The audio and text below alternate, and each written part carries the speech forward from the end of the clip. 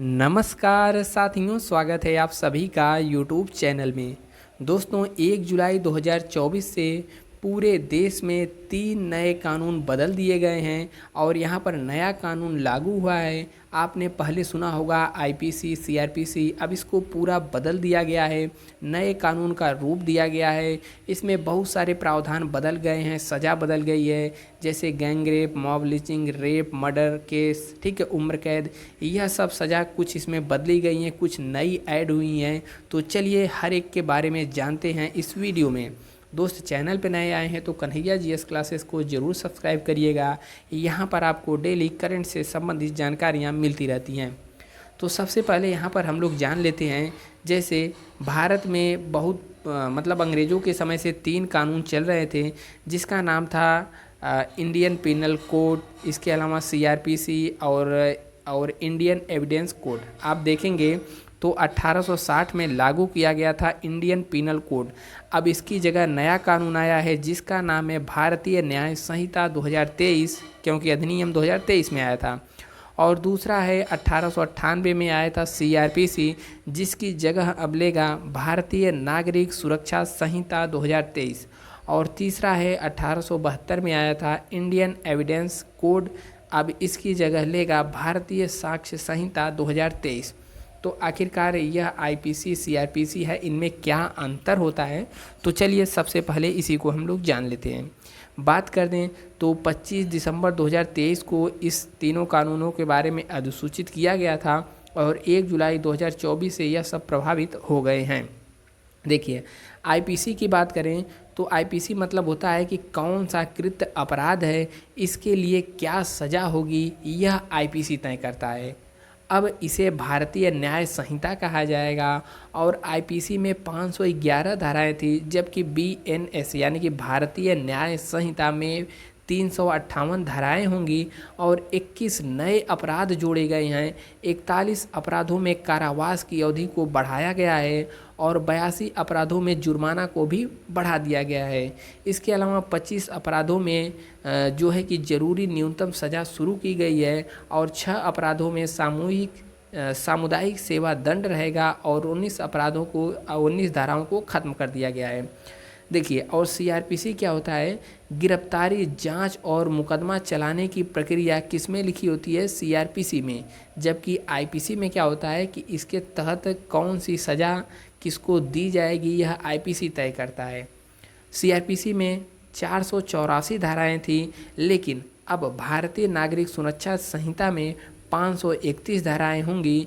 177 धाराओं को बदल दिया गया है। इसके अलावा बात करें इंडियन एविडेंस एक्ट, केस के तथ्यों को कैसे साबित किया जाएगा, बयान कैसे दर्ज होगा, यह सब इंडियन एविडेंस एक्ट में लिखा होता है। अब इसे भारतीय साक्ष्य संहिता कहा जाएगा, जिसमें 170 धाराएं होंगी और टोटल में 24 धाराओं में बदलाव किया गया है और 6 धाराओं को ख़त्म कर दिया गया है। देखिए, यहाँ पर बेसिक जानते हैं कि क्या क्या बदलाव होगा। 10 अहम बदलावों के बारे में जानते हैं, फिर इसके बाद हम लोग जानेंगे कि यहाँ पर धारा 124, 144 यह सब में क्या बदलाव हुआ है। नंबर 1 पॉइंट कह रहा है कि पहले क्या होता था कि किसी व्यक्ति को मुकदमा दर्ज कराना है तो उसको पुलिस स्टेशन में उपस्थित होना अनिवार्य था, लेकिन अब एक व्यक्ति सशरीर पुलिस स्टेशन में उपस्थित हुए बगैर, यानी कि वहां जाए बगैर, इलेक्ट्रॉनिक माध्यमों से mobile, laptop, computer, video calling, इन सब के जरिए रिपोर्ट दर्ज करा सकता है। इससे पुलिस को भी त्वरित कार्यवाही करने में मदद मिलेगी। दूसरा, यहाँ पर नए कानून में 0 एफआईआर की शुरुआत की गई है। पीड़ित किसी भी थाना में एफआईआर दर्ज करा सकता है, इसकी निःशुल्क कापी आपको मिलेगी।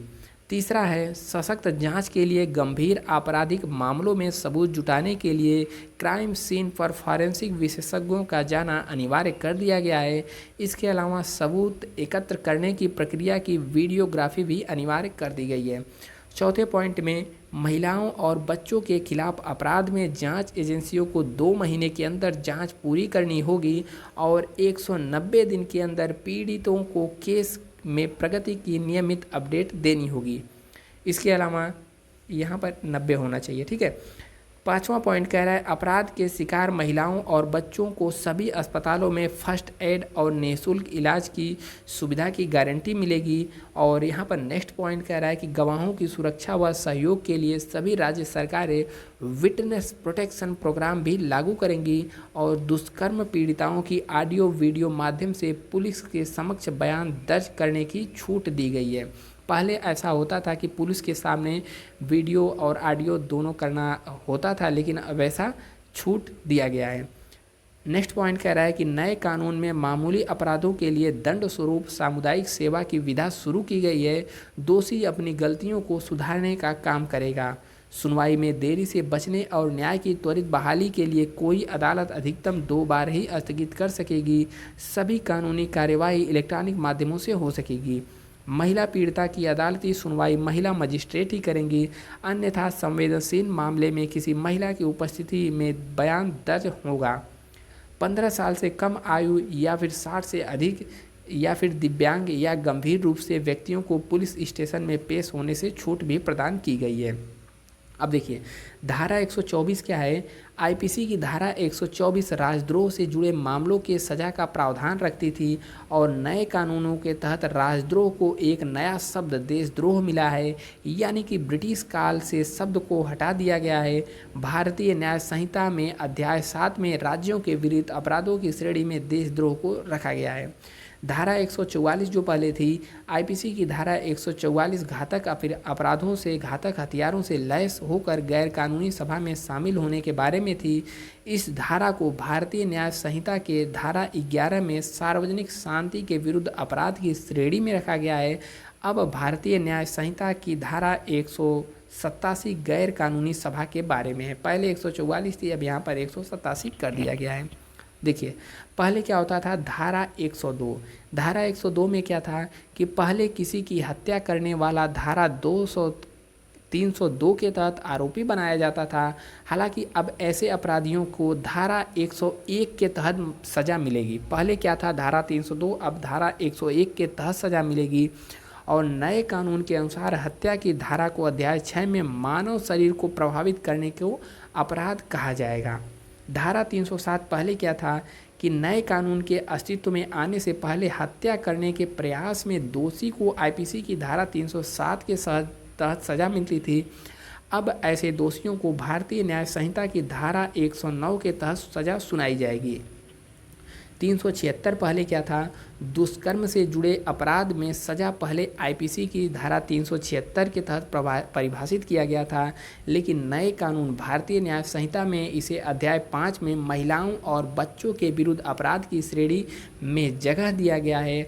और नए कानून में दुष्कर्म से जुड़े अपराधों में सजा की धारा 63 में परिभाषित किया गया है। वहीं सामूहिक दुष्कर्म को आईपीसी की धारा 376 डी को नए कानून में धारा 70 में शामिल कर लिया गया है। धारा 399 में पहले मानहानि के तहत आईपीसी की धारा 399 इस्तेमाल की जाती थी, जबकि नए कानून में अध्याय 19 के तहत आपराधिक धमकी, अपमान, मानहानि आदि में इसे जगह दी गई है। और मानहानि को भारतीय न्याय संहिता की धारा 356 में अब रख दिया गया है। धारा 420 भारतीय न्याय संहिता में धोखाधड़ी या कि ठगी की अपराध 420 में नहीं, अब धारा 316 के तहत कहा जाएगा नए कानून में। इस धारा को भारतीय न्याय संहिता की अध्याय 17 में संपत्ति की चोरी के विरुद्ध अपराधों की श्रेणी में रखा गया है। और महिलाओं और बच्चों के प्रति अपराध की यहाँ पर बात करें तो यहाँ पर भी कुछ नया हुआ है। जैसे भारतीय न्याय संहिता में यौन अपराधों से निपटने के लिए महिलाओं और बच्चों के प्रति अपराध नामक एक नया अध्याय पेश किया गया है। इसके अलावा कानून में नाबालिग बच्चियों के साथ दुष्कर्म के मामलों को पॉक्सो के साथ सुसंगत किया गया है और ऐसे अपराधों को आजीवन कारावास या मृत्यु दंड तक यहाँ पर दिया गया है। ठीक है। और सामूहिक दुष्कर्म में सभी मामलों में 20 वर्ष की सज़ा या फिर आजीवन कारावास का प्रावधान किया गया है। और नाबालिग के साथ सामूहिक दुष्कर्म को एक नए अपराध की श्रेणी में रखा गया है। यौन से संबंध बनाने या विवाह करने, ठीक है, धोखे से संबंध या फिर विवाह करके सच्चे इरादे के बिना विवाह करने का वादा करने वालों पर लक्षित दंड का प्रावधान किया गया है। भारतीय न्याय संहिता में पहली बार आतंकवाद की व्याख्या की गई है। इसमें दंडनीय अपराध इसको बना दिया गया है और इसके अनुसार जो कोई भारत की एकता, अखंडता, संप्रभुता, सुरक्षा या फिर आर्थिक सुरक्षा या प्रभुता को संकट में डालने या फिर संकट में डालने की संभावना से आशय से है कि भारत में या विदेश में जनता अथवा जनता के किसी वर्ग में आतंक फैलाने या फिर आतंक फैलाने की संभावना के आशय से बमों या फिर डायनामाइट, विस्फोटक पदार्थ, आप इसके अलावा जो गैसें होती है न्यूक्लियर का उपयोग करके ऐसा कार्य करता है जिसमें किसी व्यक्तियों की मृत्यु होती है, ठीक है, यानी एक या फिर एक से अधिक लोगों की मृत्यु होती है, संपत्ति की हानि होती है, या फिर करेंसी के निर्माण या उसकी तस्करी या परिचालन में हो, तो वह आतंकवादी का कार्य करता है। तो आतंकवाद की यहाँ पर परिभाषा भी दे दी गई है। और भारतीय नागरिक सुरक्षा संहिता यानी कि न्याय की यहाँ पर बात की गई है, तो इसमें भी बहुत सारी सीमाएं निर्धारित की गई हैं। जैसे 35 धाराओं में समय सीमा जोड़ी गई है जिसमें तेज गति से न्याय प्रदान होगा। इसके अलावा भारतीय न्याय संहिता में इलेक्ट्रॉनिक कम्युनिकेशन के माध्यम से शिकायत देने वाले व्यक्ति द्वारा 3 दिन के भीतर एफआईआर का रिकॉर्ड किया जाना आवश्यक होगा।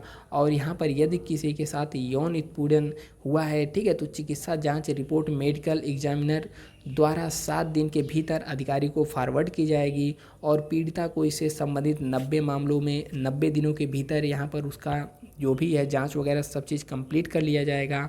आरोप तय करने का काम समक्ष यानी कि सक्षम मजिस्ट्रेट द्वारा आरोप की पहली सुनवाई से 60 दिन के भीतर होगा।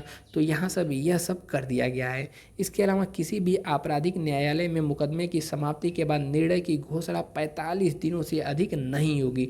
तो यहाँ पर काफ़ी कुछ चेंजिंग किया गया है। अब यहाँ पर जो भी मुकदमा सालों साल चलता था अब बहुत जल्द यहाँ पर निपटने वाला है। भारतीय साक्ष्य अधिनियम में भी कुछ अहम प्रावधान किए गए हैं। जैसे भारतीय साक्ष्य अधिनियम 2023 में दस्तावेजों की परिभाषा का विस्तार करते हुए इसमें इलेक्ट्रॉनिक्स या digital record, email, server logs, computer पर उपलब्ध दस्तावेज, स्मार्टफोन या लैपटॉप के संदेश, वेबसाइट, लोकेशन साक्ष्य को भी शामिल किया गया है। यानी कि इलेक्ट्रॉनिक्स माध्यम से हुए कम्युनिकेशन या फिर उससे संबंधित साक्ष्य को भी माना जाएगा। इलेक्ट्रॉनिक रिकॉर्ड दस्तावेज की परिभाषा में शामिल है। इसके अलावा जो भी इलेक्ट्रॉनिक रूप से बयान होगा, साक्ष्य होगा, उसको भी स्वीकार किया गया है। और यह सब यहाँ पर अहम बदलाव हो चुका है। बाकी और भी इसके बारे में आपको जानकारी चाहिए तो बताइएगा, अभी एक वीडियो और लाएंगे। बाकी मिलते हैं नेक्स्ट वीडियो में। अभी तक देख रहे हो तो लाइक करके दोस्तों तक फॉरवर्ड करिएगा। जय हिंद।